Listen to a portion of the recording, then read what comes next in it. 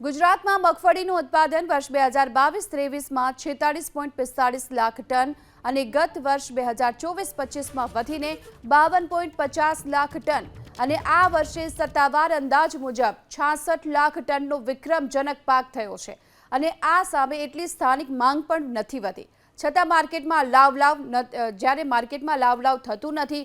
પુરવઠો એક દિવસમાં 2-2 લાખ મણ રાજકોટ યાર્ડમાં ઠલવાય છે। તેમ છતાં સોમવારે સિંગતેલના ભાવમાં ₹30નો વધારો થયો। છેલ્લા 4 દિવસની જો વાત કરવામાં આવે તો સિંગતેલના ભાવમાં ₹120નો વધારો થઈ ચૂક્યો છે। સિંગતેલના ભાવ ભડકે બળી રહ્યા છે। ગૃહિણીઓનું બજેટ ખોરવાઈ ગયું છે। વેપારીઓના મતે દિવાળી બાદ ભાવ ઓછા હતા પરંતુ હવે સતત વધારો થઈ રહ્યો છે। વેચાણમાં કોઈ ખાસ મોટો ઉછાળો નથી। માંગ પણ રાબેતા મુજબ છે।